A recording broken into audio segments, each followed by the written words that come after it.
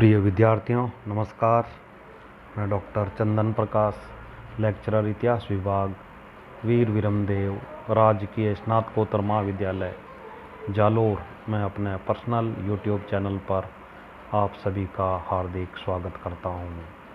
प्रिय विद्यार्थियों, आज हम BA part second year paper first के अंतर्गत मुग़ल शासनकाल में स्थापत्य कला के अंतर्गत शाहजहाँ के शासनकाल में स्थापत्य कला का विस्तार से अध्ययन करेंगे। मुग़ल सम्राटों में शाहजहाँ सबसे महान भवन निर्माण करता था।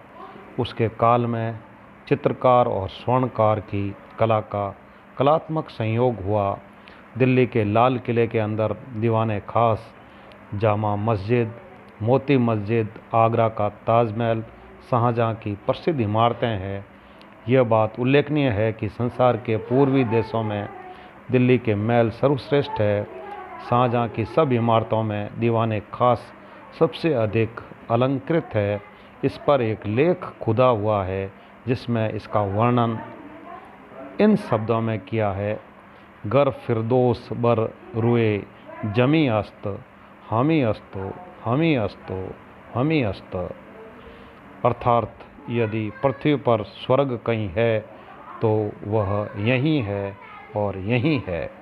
शाहजहाँ की मस्जिदें दो प्रकार की है। मोती मस्जिद की सुंदरता उसकी स्वच्छता और सादगी में है। इसके अंग अंग की सुडौलता, निर्माण कला का सामंजस्य इसे अपने प्रकार की कहीं भी न पाई जाने वाली एक अनूठी इमारत बनाते हैं। जामा मस्जिद मोती मस्जिद से अधिक प्रभावशाली झंझती है। जामा मस्जिद का भीतरी भाग बड़ा ही सादा है। इसका कारण है कि कहीं ललित कला में नमाजियों का ध्यान उलझ कर न रह जाए।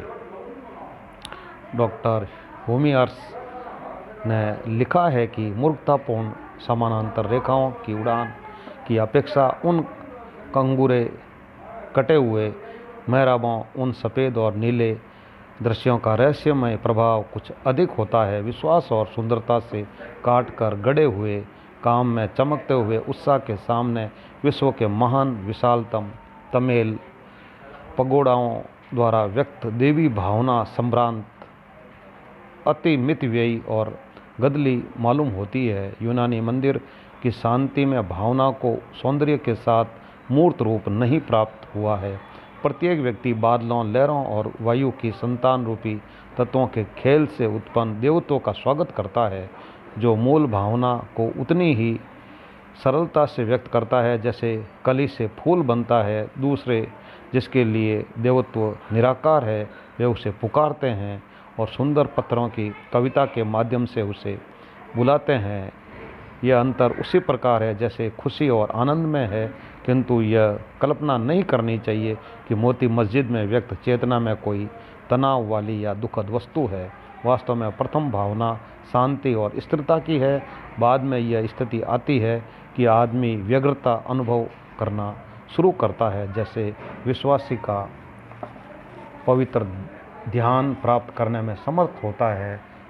तब संगमरमर में से एक इस प्रकार की लहर उड़ती है जैसे धीमे से तपाए जाने पर धातु में उत्पन्न होती है। इसके बाद पुनः शांति हो जाती है। देव स्थान पुनः जीवित हो जाता है। मोक्ष और अति आनंद के बीच में एक रहस्यमयी आत्मा फड़कती है।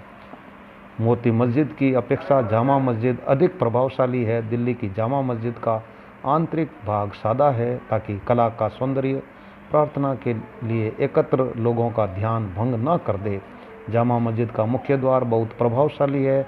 मस्जिदें ऊंचे मंडल या चबूतरे पर स्थित है, जिसके कारण इसे नगर में बहुत प्रमुख स्थान प्राप्त हो गया है और प्रत्येक घुमक्कड़ का ध्यान अपनी ओर खींचती है। उसका अति प्रबल वैभव और शान लंबी चौड़ी पत्थर की सीढ़ियों में व्यक्त है, जो ऐश्वर्य के साथ घटती हुई प्रवेश द्वार तक जाती है। मस्जिद में वैसे ही दो द्वार और है, एक उत्तर की ओर, दूसरा दक्षिण की ओर। मस्जिद के अंदर काली धारियों से युक्त पूर्ण संगमरमर के 3 गुंबद, 2 गावदुम मीनारें और केंद्रीय मेहराब हमारा ध्यान आकर्षित करते हैं। केंद्रीय मेहराब मुख्य प्रार्थना भवन तक जाती है, उस पर कुरान की आयतें खुदी हुई है। प्रार्थना भवन के अंदर किसी को भवन के ऐश्वर्य से डर नहीं लगता। भवन का हर पत्थर ऐसा मालूम होता है कि उसे अच्छी तरह तराशा गया है और पूरी तरह रूप बदला गया है। सामान्य प्रभाव अत्यधिक शांतिदायक होता है। पर्सी ब्राउन के अनुसार अगस्त की इस सेके का जवाब कि उसने रोम को ईंटों का बना हुआ पाया था और जब छोड़ा तो संगमरमर का बना हुआ छोड़ा, उसे शाहजहां के भवन निर्माण से मिलता है जिसने मुगल नगरों को लाल पत्थर का बना हुआ पाया और जब छोड़ा तो वे संगमरमर के बने हुए थे। आगरा और लाहौर के किलों में इस सम्राट ने लाल पत्थर के बने हुए भवनों को तुड़वा कर संगमरमर का बनवाया। राजपुताना में मकराना की खानों से सुंदर इमारती सामान मिला, जिससे बरामदे, सहन, स्तंभों वाले बड़े बड़े भवन शुद्ध श्वेत स्फटिक से बनाए गए। यदि किन्हीं कारणों से इसका प्रयोग नहीं हो सका तो जो चीज़ें इसके स्थान पर लगाई गई उस पर चूना पोत कर शुभ्र श्वेत पॉलिश कर दी गई, जिससे वह संगमरमर ही प्रतीत हो। इस प्रकार इमारती सामान में पूर्ण परिवर्तन हो जाने के कारण वास्तु विद्या में भी परिवर्तन आया। वास्तुकला में एक नया जीवन आ गया। पहले आयताकार नमूनों के स्थान पर शाहजहां का मुड़ावदार लहर खाता हुआ नमूना आया और संगत त्रासों की छेनियों का स्थान संगमरमर को काटने और पॉलिश करने वाले सुंदर औजारों ने ले लिया। भवनों की शान अब मोटे मोटे बेलबूटों और कठिन जालियों पर निर्भर नहीं रह गई थी। संगमरमर की नरम चमकदार सतह ही भवनों की शान और सजावट के लिए पर्याप्त थी, और यदि इस पर चित्रकारी भी करनी होती तो बहुत कम और बड़ी ही बारीक करने की आवश्यकता थी। बहुत ही सजावट अत्यंत सूक्ष्म प्रकार की थी। इसमें रंग भी बहुत थोड़ा था और कम कीमत के जवाहरात, जिनमें रंगीन पत्थर के बेलबूटे भी थे, लगाया जाना एक नवीन परंपरा थी। किंतु संभवतः सबसे प्रमुख बात मेहराब का नमूना बदल देना थी, जो शाहजहां के काल की विशेषता थी। इसके शासनकाल में मुगल वास्तु विज्ञान ने अपना स्वर्ण युग देखा। अत्यंत लोकप्रिय होने के कारण उसने सब प्रकार के भवन बनाकर अपनी कलात्मक प्रवृत्ति को प्रकट किया और एक इमारत के पूर्ण होने से पहले ही दूसरी आरंभ करा देता था। उसने संस्कृति के अन्य अंगों तथा साहित्य, अकबर और जहांगीर द्वारा प्रोत्साहित सूक्ष्म चित्रकला और अन्य प्रकार के बौद्धिक विकास की वास्तुकला के लिए उपेक्षा कर दी और उसका संपूर्ण संरक्षण अत्यंत कामुक और कमनीय इमारतें बनाने पर केंद्रित था। उसके पूर्वजों की कृतियों को लगभग बर्बर समझा जाने लगा था। शाही इतिहासकार इन बर्बर कृतियों की इस महान युग की कृतियों से बराबरी करते हुए लिखा है कि अब सुंदर कला अपनी चरम सीमा पर पहुंच गई है। आगरा और लाहौर के किलों के महलों को लगभग पूर्ण रूप से दोबारा बनाया गया और मुगलों के सारे ही नगर शाहजहां की छाप लिए हुए हैं। आगरा के किले में सबसे अधिक परिवर्तन किया गया। जहांगीरी महल के उत्तर की ओर की सारी इमारतें तोड़ दी गई।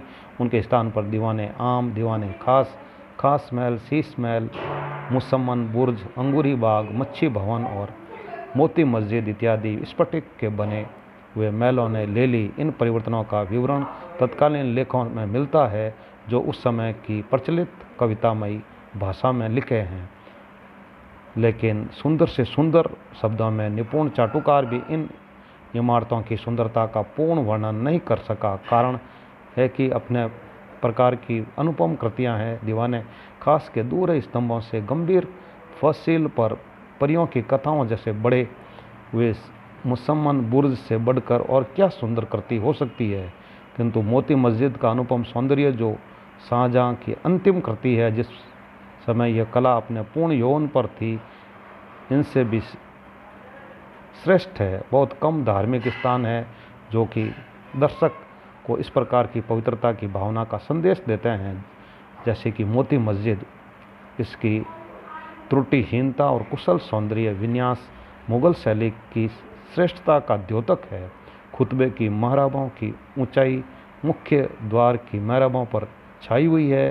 छत के नीचे की पट्टी पर लगे कंगूरे और बीच की गुंबद का बराबर वाली गुंबदों से ऊंचा उठना इत्यादि संतुलन और लय के सिद्धांत का पूरे बल से समर्थन करते हैं, जिन्हें तत्कालीन इमारत बनाने वाले सिद्धहस्तता से पालन करते थे। ताजमहल। शाहजहां ने अपनी प्रिय बेगम अर्जुमन बानो की स्मृति में जब वह सन 1630 ईस्वी में उसका निधन हुआ तब ये बनवाया गया। कहा जाता है कि ताजमहल को बनाने और नक्शा तैयार करने के लिए देश विदेश के कारीगरों को निमंत्रित किया गया था। ताजमहल का आखिरी नक्शा बड़ी अदल बदल और विचार विमर्श के पश्चात तैयार हुआ। आरंभ में ताज का छोटा सा मॉडल लकड़ी का बनाया गया, जिसे देख कर कारीगर अपना कार्य करते थे। ताजमहल उस्ताद ईसा की देख रेख में तैयार किया गया। इसे 1000 रुपये मासिक वेतन मिलता था। स्पेन के पादरी मानरिक का कहना है कि ताज का नक्शा वीनस निवासी जेरोनियो वीरोनियो ने बनाया था। इसमें कोई आश्चर्य की अथवा असंभव बात नहीं कि शाहजहां ने वीनस के निवासी निर्माण विशेषज्ञ से राय ली हो, किंतु यह बात अवश्य आश्चर्यजनक है कि ताज का नक्शा एक विदेशी ने ही बनाया हो। पादरी मानरिक को यह सूचना सीधी वीरोनियो से प्राप्त नहीं हुई। पुनः अन्य किसी भी यूरोपीय मुगल काल के लेखक ने इस बात का उल्लेख नहीं किया कि ताज का नक्शा किसी विदेशी ने बनवाया था, और स्वयं पीटर मुंडे ने भी इस विषय में कुछ भी नहीं लिखा। ट्रेवनियर और बेस्नियर भी चुप है। इनमें से किसी ने भी नहीं लिखा कि ताज का मूल ढांचा किसी वीनस निवासी ने तैयार किया था। थोविनोट नाम के फ्रेंच यात्री ने सन 1640 में ताज को देखकर लिखा है कि यह उत्कृष्ट इमारत ही यह बताने के लिए पर्याप्त है कि भारतीय भवन निर्माण कला से अनभिज्ञ नहीं है। हालांकि इसको निर्माण शैली यूरोप निवासियों को कुछ अद्भुत लगे, यह एक कलात्मक रुचि का द्योतक है और इसे देखकर हर कोई यही कहेगा कि यह सुंदर है।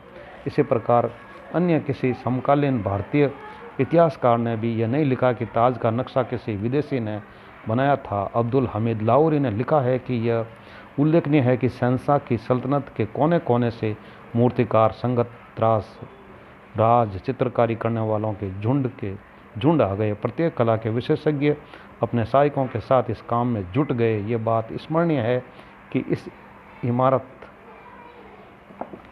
को यदि आलोचनात्मक दृष्टि से भी देखा जाए तो भी यह एशिया की निर्माण शैली का प्रतीत होती है। वास्तव में इस पर ईरानी शैली का यूरोप की शैली के नगण्य प्रभाव से कहीं अधिक प्रभुत्व है। हवेल का मत है कि ताज का नक्शा एक वीनस निवासी द्वारा बनाया गया था। इस बात की पुष्टि में कोई भी प्रमाण नहीं मिलता। इसे पूरा करने में 22 वर्ष लगे। कुछ लेखकों ने इसकी निर्माण अवधि कुछ और बताई है। इस पर लगभग 3 करोड़ रुपया खर्च हुआ। अब्दुल हमीद लाहौरी का मत है कि इन इमारतों को, जिसका उल्लेख किया गया है, मकरामत खान और मीर अब्दुल करीम के निरीक्षण में बनाया गया और इन पर 50 लाख रुपए खर्च आया। यह बात स्मरणीय है कि जो पत्थर ताज के मुख्य द्वार पर लगा है उस पर सन 1647 में लिखा है, जिसके अनुसार इसको तैयार करने में 17 वर्ष लगे। 22 वर्ष का समय ट्रेवनियर ने लिखा है। हमें पता लगता है कि शाहजहां ने ताज के लिए लगभग 1 लाख रुपए वार्षिक की आय की अचल संपत्ति लगा दी थी और लगभग इतनी ही रकम इसके साथ लगी हुई दुकानों, सरायों और बाजारों से हो जाती थी। पर्सी ब्राउन का मत है कि यह बात ध्यान देने योग्य है कि जहां इसके निर्माण की मापतोल का कार्य मुसलमानों के हाथों में था, इसकी सजावट का कार्य हिंदू कारीगरों के हाथों में था। विशेषतः रंगीन पत्थर के बेलबूटों का कठिन कार्य कन्नौज के हिंदू कारीगरों द्वारा ही कराया गया। इसका मुख्य गुंबद बनावट के विचार से तैमूरी शैली का है, जिसका प्राचीन पूर्वज जेरूसलम का एक चट्टान का बना हुआ गोल गुंबद है, किंतु इसकी गोलाई में गहराई वाली छत्र की तरह तनी हुई बनावट की शैली विशुद्ध भारतीय है, जो एक दूसरे पर चढ़ती हुई चिनाई के घेरों से हिंदू मंदिरों के शिखर के कलश की भांति बनी हुई है। स्मिथ का विचार है कि ताज एशियाई और यूरोपीय विद्वता के मिश्रण का प्रतीक है, किंतु यह मत माना नहीं जाता। ताज संसार में दाम्पत्य प्रेम और भक्ति का सर्वश्रेष्ठ स्मृति चिन्ह है। यह सजावट, बनावट और कारीगरी के विचारों से अद्वितीय है।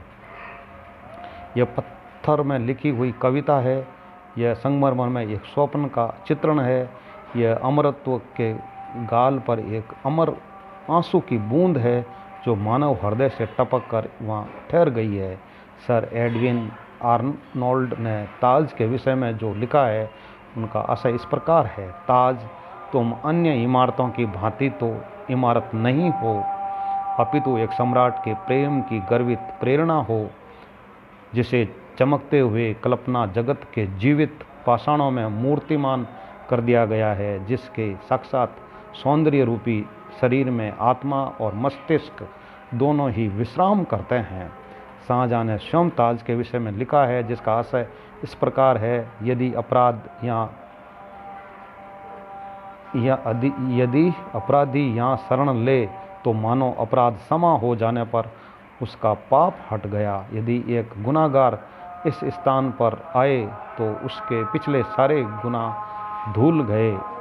इस महल का दृश्य दुख भरी आहें पैदा करता है और सूरज और चांद अपनी आँखों से आंसू गिराते हैं। इस संसार में यह मंदिर भगवान की शान का प्रदर्शन करने के लिए बनाया गया है। ताज की शान के विषय में एक अन्य लेखक ने इस प्रकार लिखा है कि इस इमारत में विशेष बात यह है कि इस पर बाहरी वातावरण का तनिक भी प्रभाव नहीं है और न ही प्रकाश का इसकी संगमरमर की दीवारों पर कोई प्रभाव है। मकराना की भद्दी पहाड़ियों से पहली बार निकाला हुआ संगमरमर बहुत ही बढ़िया नम श्वेत पत्थर हल्की भूरी झलक लिए हुए है। सदियों से धूप ने इसे कोमलता प्रदान की तथा वर्षा के निकट के प्रदेश से लाल धूल ने उड़ उड़कर इस पर एक ऐसी रंगीन परत जमा दी जो सरलता से दिखाई नहीं पड़ती, किंतु इसमें छाए हुए भिन्न भिन्न रंग भली प्रकार झलक जाते हैं। परिणाम स्वरूप यह इमारत दिन में अनेक रंग में रंगी हुई प्रतीत होती है।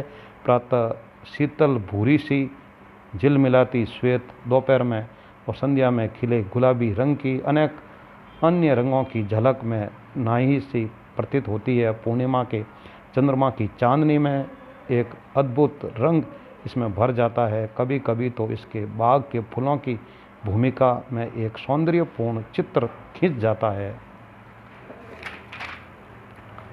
और ऐसा प्रतीत होता है कि प्रकृति और मनुष्य दोनों ने अपने हाथ मिलाकर एक अत्यंत लुभावना सुंदर दृश्य स्थापित किया है।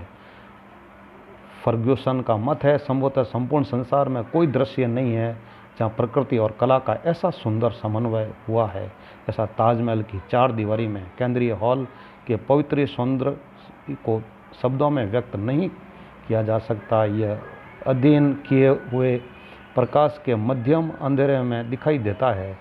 इस प्रकार इसमें दूर से और उन आधे खुले झरोकों में से होकर आता है जो इससे चारों ओर से घिरे हुए हैं। इस प्रकार इसका प्रयोग 12 दरी या आनंद भवन के रूप में किया जाता है। अतः यह सदा ही सबसे ठंडे और सुंदर उद्यान स्थलों में से एक रहा होगा और अब इसे यह मरने वालों की पवित्र यादगार है। यह विश्व का सबसे शानदार और प्रभावी मकबरा है। शाहजहां के भवनों की उल्लेखनीय विशेषताएं: संगमरमर का अत्यधिक प्रयोग, संगमरमर और लाल बलबई पत्थर पर सचेतन और कोमल चित्रकारी के डिजाइन, खर्चीले धार्मिक और टिकाऊ निर्माण कार्य, अधिक दुबले पतले और सुंदर मेहराब, खंबे और मीनारें, ऊंचे और अच्छी आकृति के गुंबद, सुंदर और आडंबर रहित शोभा बढ़ाने वाले डिजाइन, उच्च स्तर के उभरे हुए शिलालेख और हिंदू विचारों का यदा कदा प्रयोग है। शाहजहां की मृत्यु के पश्चात मुगल भवन निर्माण कला का पतन होने लगा। औरंगजेब को इसमें कोई रुचि नहीं थी और उसने अपने प्रयोग के लिए दिल्ली के किले में एक मस्जिद बनवाई। प्रिय विद्यार्थियों, इस प्रकार आज हमने मुगल बादशाह शाहजहां के शासनकाल में स्थापत्य कला का अध्ययन किया है। Very thanks.